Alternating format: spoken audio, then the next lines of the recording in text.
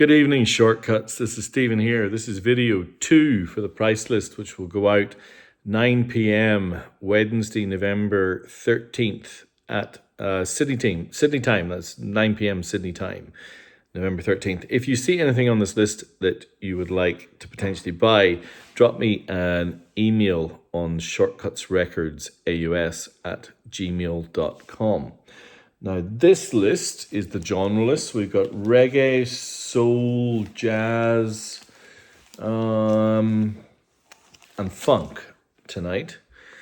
And starting off with a record that I think is a touchstone of any reggae or roots reggae collection. And this is Rastaman Vibration by Bob Marley. Now, this is the Japanese first press. It comes in a beautiful gatefold. But what makes it super special is this. The Bob Marley scrapbook. So inside the Japanese first press, and only on the Japanese first press or this burlap version, which was released in the US, which is thousands and thousands of dollars. So I think it's like a material version of this incredible look and feel of this sleeve. This is the only way to get it. And you know what? It is worth getting. It is 16 pages of snippets and cuttings from various media publications from all around the world, but primarily the UK, and it's little kind of reviews, live reviews, different things. Bob Marley is the Jagger of reggae. A lovely centerfold, just a beautiful image on the centerfold. But I think my favorite is this. Look at this. From the Melody Maker music newspaper in the UK in 1975. July 26, 1975. 12p weekly, USA, 60 cents. This incredible article about Marley as reggae's first superstar. Wailing for Freedom's Road, Renaissance for reggae. It just goes on and on. It's absolutely amazing. So there you have Rastaman Vibration and its accompanying scrapbook, which is very rare indeed. What's even better is Rastaman Vibration is arguably Marley's best album. It is the best balance of accessibility and depth. And it was released just on the cusp, just before true megastardom. And it remained his biggest hit in the US. It got to number 8 on the Billboard charts. The only one of his studio albums, and we'll come back to that, and live albums, that cracked the top 10. It is so joyful and liberating. It's more than just a collection of songs. It's introspective, it's personal, it's political. He always was spiritual. It's all there.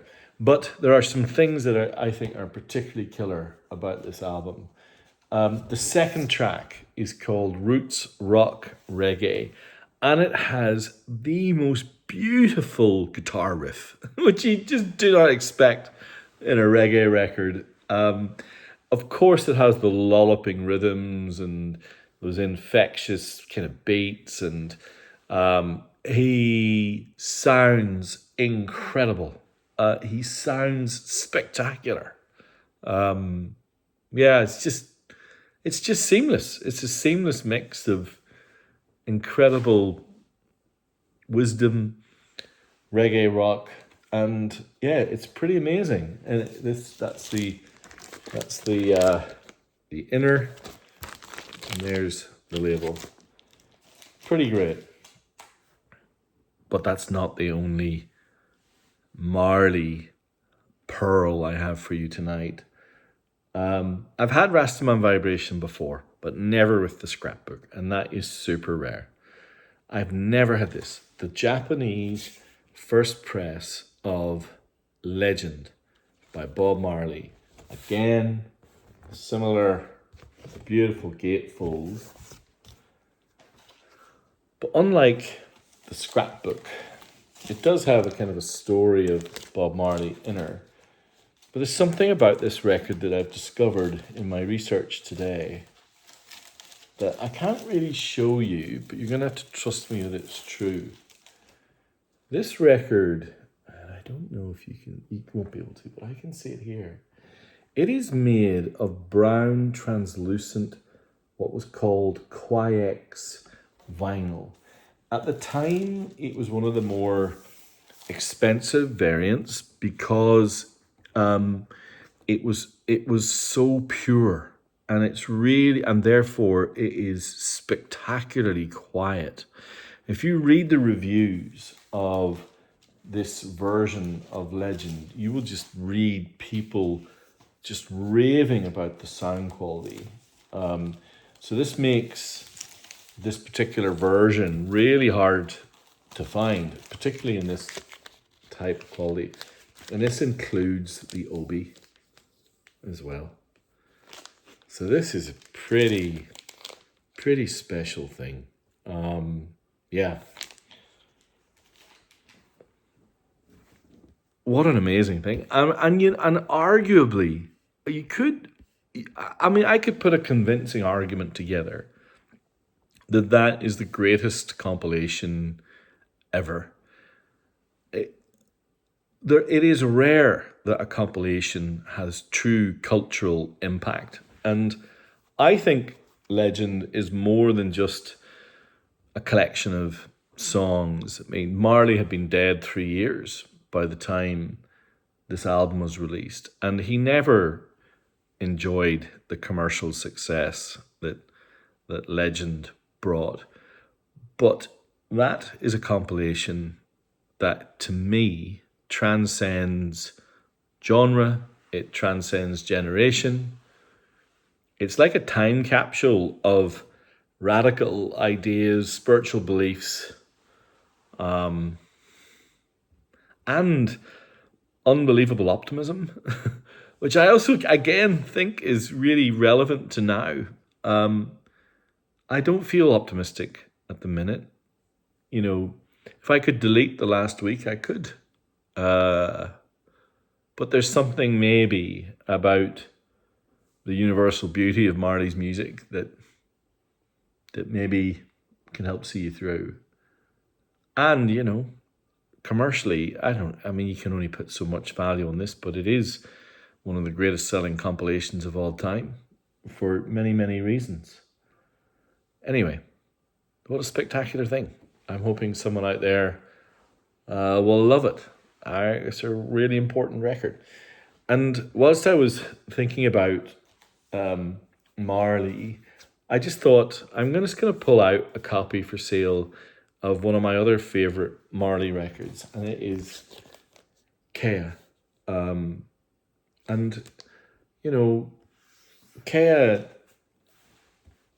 it's not quite as good as Rastaman Vibration, but then not many albums are.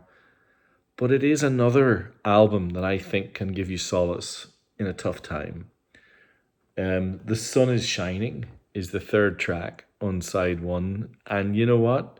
It is. Today it was beautiful. Time will tell. There's another track on here called Satisfy My Soul that I love to bits. So there you have a little bit of Bob Marley magic to maybe see us through. What a legend. All right, now something completely different. Look at this. Billy Paul's War of the Gods. What a gatefold that is. And even more. Look at that. Look at that dude. Absolutely magnificent. I mean, Billy Paul is... hopefully Billy Paul's someone that maybe some of you haven't heard of, but maybe through my, I don't know, championing of him, there's a few of you who've become fans. This is the Japanese first press in the green. Or is it R&R? What label is this? Oh, no. Of course it is. It's Philadelphia International Records, because that's where Billy Paul resided. He was, you know, you had Stax over there, and you had Motown over there, and you had Philadelphia doing its own thing. The War of the Gods is kind of a concept album, because like Bob Marley, Billy Paul wasn't afraid to kind of put politics and spirituality and sexuality into the melting pot. And he wrote a record all about it. And it's really beautiful. His singing voice is spectacular, but, you know, it tackles, as the title might suggest, subjects like war, human conflict, and the role that music should play. But that makes it sound worthy. It's not. It's really, really cool. The rhythms are great. It is. Think of it like the rhythms and beauty of a Curtis Mayfield track, but with a much more maybe conventionally soulful voice, as opposed to the falsetto that Curtis Mayfield sings with. It's a really rich experience and kind of thought-provoking and pretty great. And I love the bits. War of the Gods, Billy Paul. Yeah, I know. I champion these kind of guys in the 70s and gals, as you're about to see. But I really do think on vinyl, these records work in a way that somehow, I don't know, we've kind of lost. I don't understand it. I love the ambition of War of the Gods. And from the first, to be honest, put the first 30, 40 seconds on. If 30, 40 seconds in, you're not thinking this is cool, it's not for you. So it's a pretty easy mix. And, you know, I've been chasing really feel-good music this week, and I've got another great example here, a couple to come. Candi Staton, not Stanton, Staton. Young Hearts, Run Free. And, you know, of course, a complete disco anthem.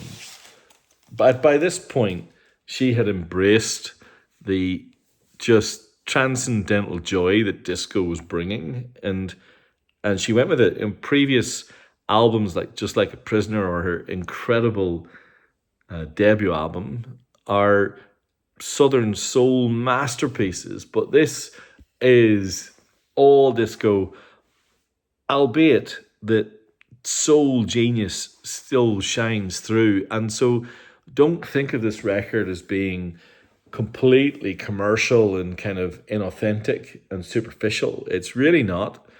It's really cool, and she's pretty special. She always has been. It's kind of timeless. And the production quality on these records, by the way, through the roof. Really, through the roof. The amount of money the record companies must have spent on these, it's kind of mind-blowing. It really is. All right, what else do we have on here? Run to Me, Destiny. Obviously, the title track and the opening track on the side to Young Hearts, Run Free. It's really cool. Anyway, Candi Staton. And, you know, I had some friends round on Saturday. We were playing some tunes, and, you know, the idea of, you know, pulling something off the shelf that you haven't seen for ages, and I do this quite regularly, by the way, pulled it off the shelf and realised I had 2 copies of this.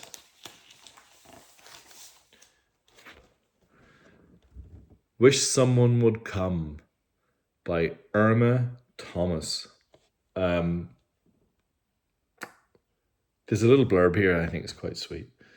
There's a lot to be said for destiny. Regarding Irma Thomas, there's just this to say.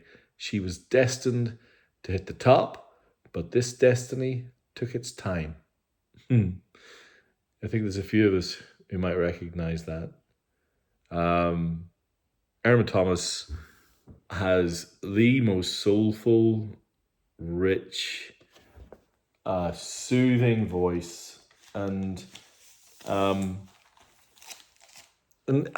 she chooses her material really quite meticulously well. But I think what keeps that record on my shelf, and probably why I stockpiled two of them, is that underlying this incredible voice and these beautiful songs is this tight, funky rhythm section.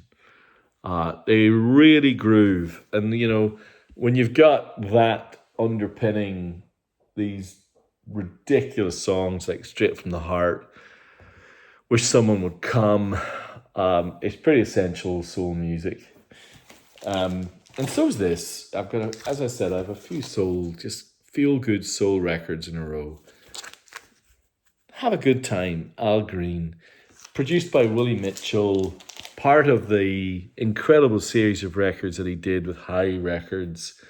It's a little bit more overlooked than, Call Me, or some of the other kind of classics.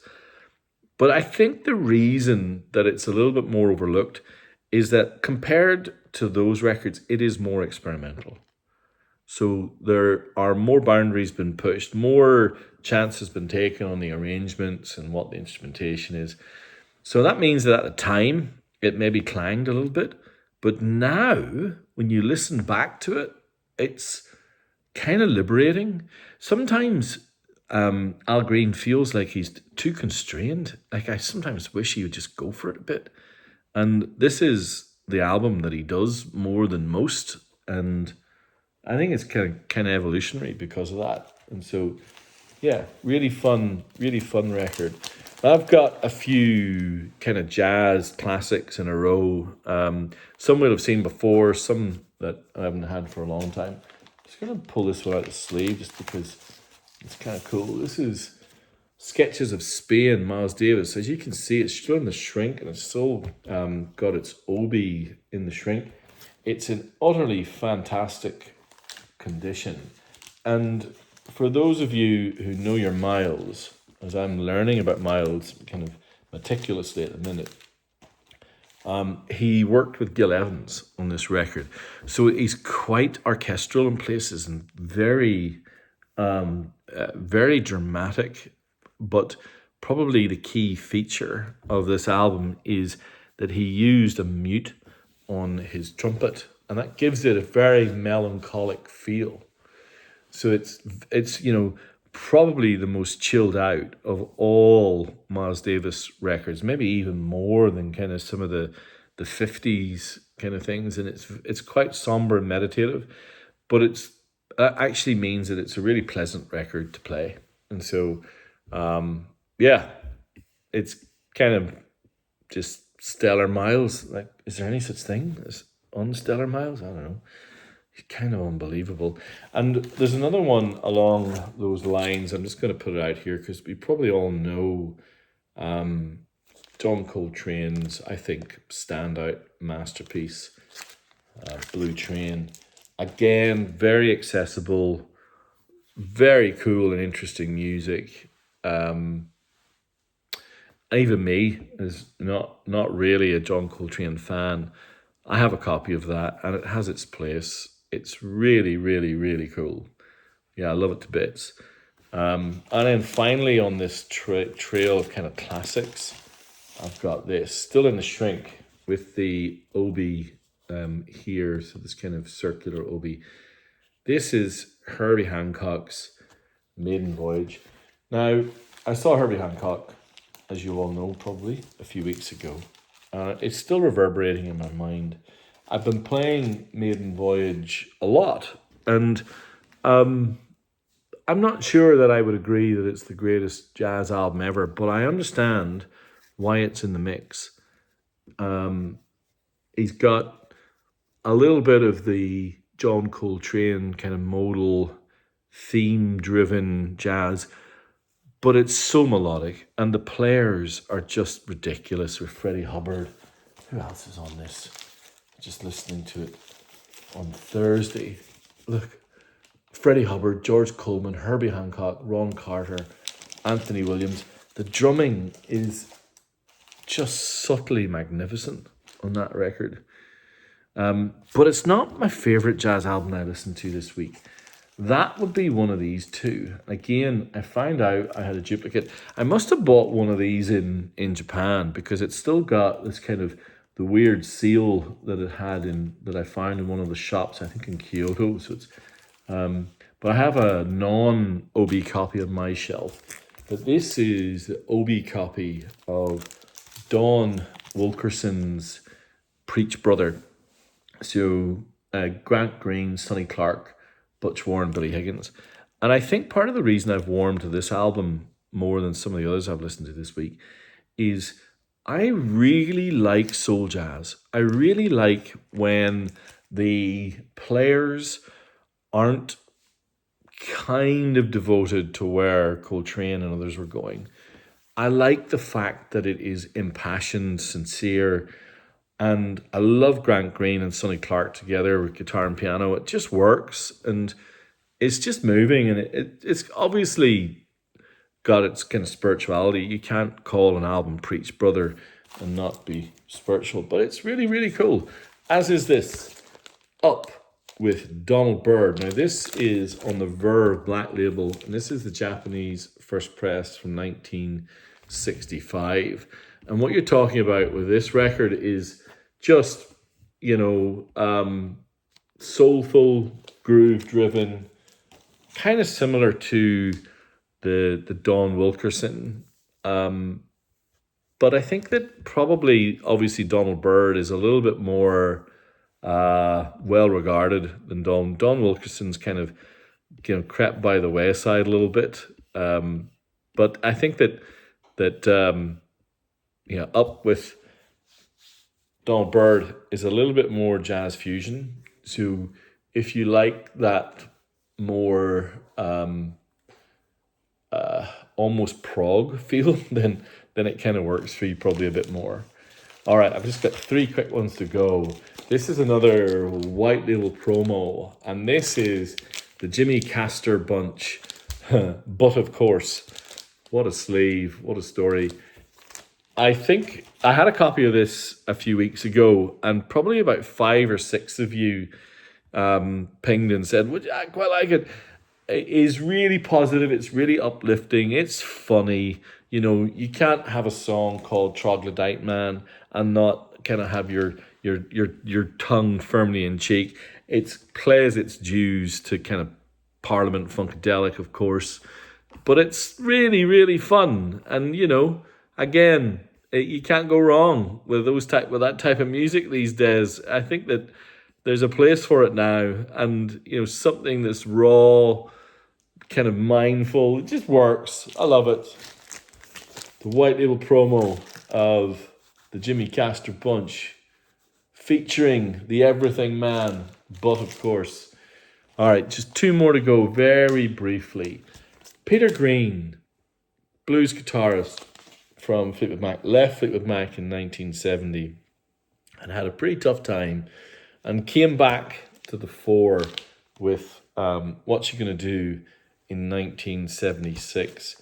This is his best kind of solo album. You're talking raw, emotional guitar rock with kind of the you can still hear that fusion of the blues and rock and roll. It's a little bit of I think Don Wilkerson, a little bit of a lost hidden gem. I really like the rhythm section. It is quite improvisational in places. But, it was really important that he got some music back out there. He was going through a really, really turbulent time. And you can tell in the music. But I think the consensus is that it's quite an emotional album. It resonates with people. It's not, Mr. Wonderful, but it's still pretty cool. And talking about Mr. Wonderful, I always get this record when I see it. Warm and Tender Soul by Percy Sledge. One word, legend. All right, there we have it. The genre list for tonight. Heavy focus on reggae, jazz, and soul. And why not in the times that we are in? If you like the look of that list, drop me a note, shortcutsrecordsaus@gmail.com. Thank you so much. If you watched all the way to here, please like, subscribe, leave me a comment. Please do those things. It's really important to YouTube that you do so. And thanks again. All right. Bye.